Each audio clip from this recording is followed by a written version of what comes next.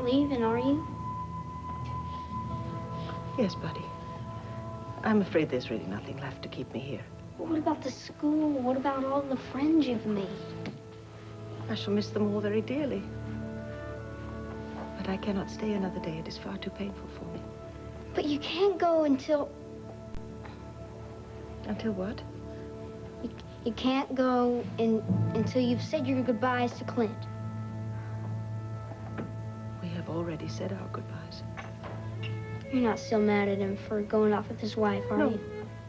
No, buddy, I'm not. He is a wonderful man. He has enriched all of our lives, and he deserves to be happy. But can't you stay just a little while Buddy, longer? what for?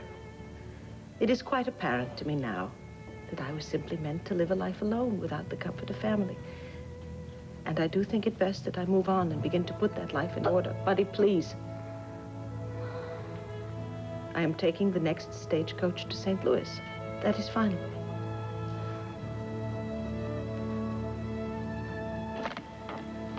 Oh, dear buddy. I do believe I shall miss you most of all.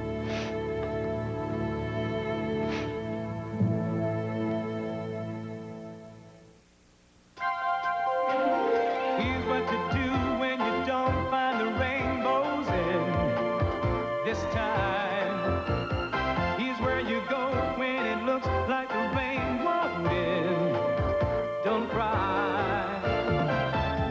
I'll give you tomorrow. Let me be the one to share it with. And each day that follows, 'cause we only have one life to live.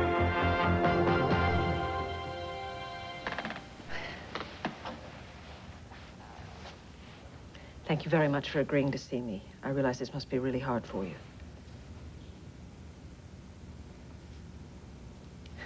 Miss Fletcher? Oh. Oh, forgive me for staring. On numerous occasions, Clint had pointed out the striking resemblance between us, but I had no idea that sitting across from you would be like looking into a mirror. I feel as if I'm talking to myself. Yes, I know. Clint told me yesterday how very like each other we are. He also told me how very drawn he is to you. No. No, I am to blame for Clint's affection for me. Much to my shame, I made myself available to him. But I promise you, it was only after I realized that it would be quite impossible for him to ever return to his family. No one is to blame. Clint traveling back 100 years in time, it's not exactly an everyday occurrence, is it? You are very kind, but I do hope that you understand I was not attempting to steal him from you. I know all too well how it feels to have been in love with a man only to have him taken from your life. Randolph Lord? Yes. Yes, Randolph. Although it seems a lifetime ago that we were happy and in love. But it was simply not meant to be. Duty demanded that I stop seeing him, and so I resigned myself at that point to leading a spinster's life. It must have hurt you very deeply to be that close to happiness and then to lose it all. Yes, very much so. Which is why I would never knowingly inflict such suffering upon another woman. Please believe me when I tell you that if I had thought for a moment that there was any chance that Clint could find his way back to you, I would never have consented to marry him. But seeing how hard he tried to find his way back to you, it made me love him all the more. He was so determined, and I thought if only someone would care for me in that... I beg your pardon. I'm speaking words of love for your husband. Please forgive me. Oh, that's all right. It's very hard not to love Clint. And now I see exactly why he found it impossible not to love you and why he wanted to share his life with you. I can hardly imagine what you must think of me, carrying on in such a brazen fashion. I have nothing but the highest respect and love for you. I realize it sounds a bit strange since we've only just met. But you know, in a way, I've known you all my life. After all, you are my great-grandmother. Clint has explained that to me. But I do not see how that could be possible. Because, you see, I am afraid that I shall be spending the rest of my days quite alone. But that's just the point, you see. You don't have to. You can find love and happiness with somebody else. Victoria. May I call you Victoria? Yes, please. Thank you. Victoria, Clint is very fond of an expression, garnered, I believe, from Mr. Doubleday's quaint game of baseball, which goes something like, 3 strikes and you are out. When it comes to love, I have 2 strikes against me already. Therefore, I do not intend to take any more chances. There is a stagecoach leaving for St. Louis today. I hope.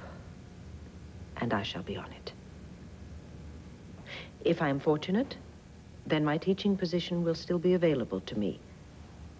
And if not, I'm quite certain there are many other schools that will be in need of my services.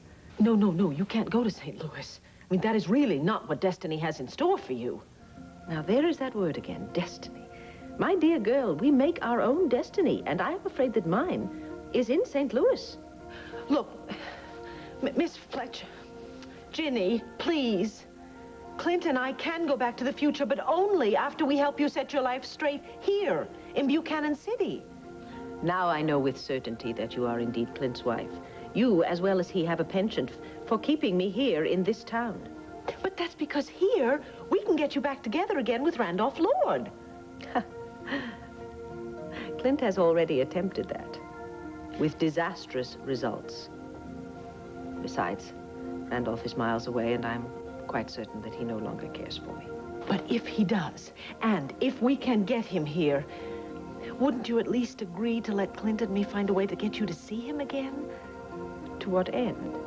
Well, marriage, of course. I demand to know why I'm being detained. And what have you done with my personal property? Well, let's just say I'm keeping your gun, your wallet, and your watch safe while you're a guest in my jail. This is outrageous. I have a right to my things. And you behave no better than a common highwayman. I seriously suggest you keep comments like that to yourself. You're in enough hot water as it is.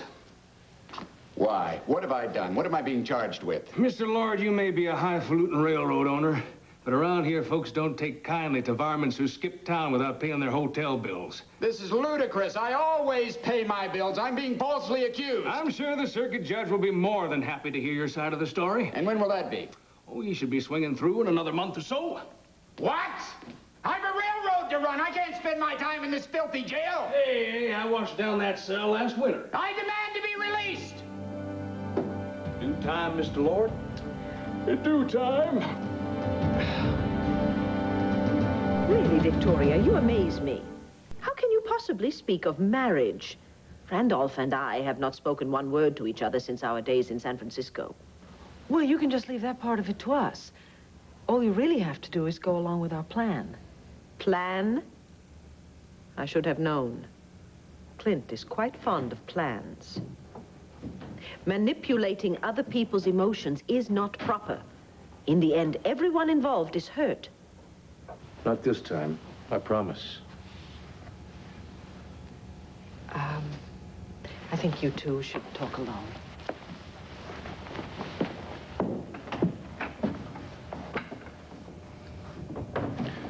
Ginny.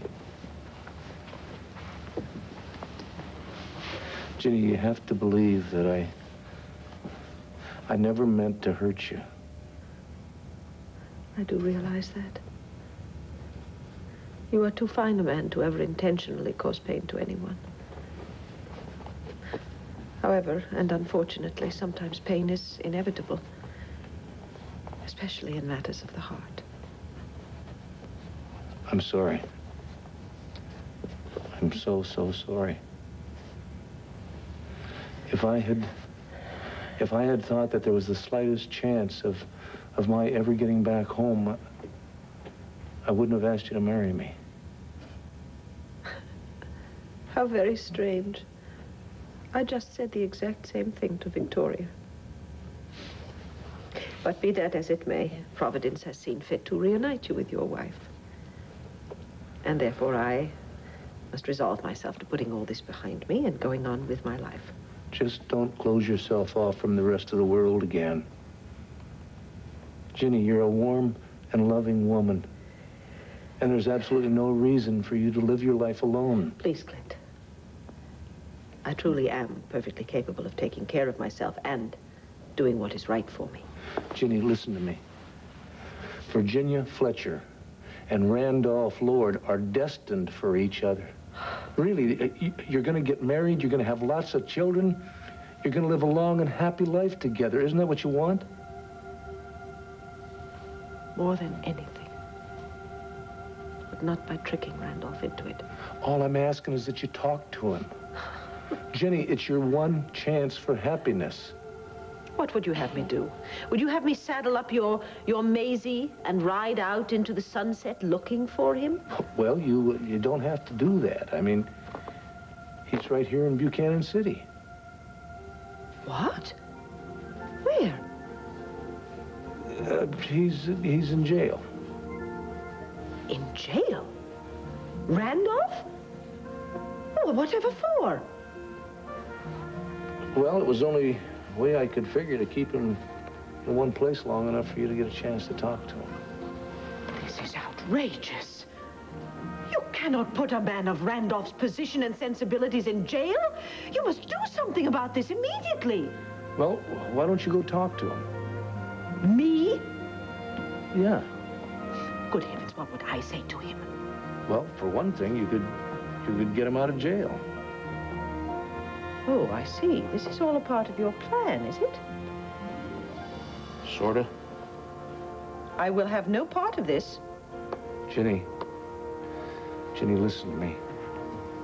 You're our only hope. Vicky and I can't go back home until we set things right here.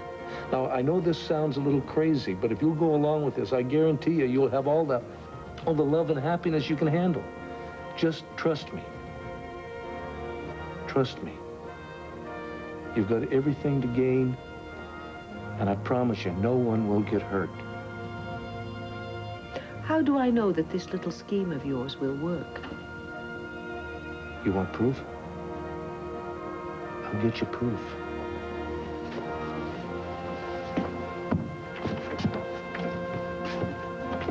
Vicky, will you come in here a minute, please?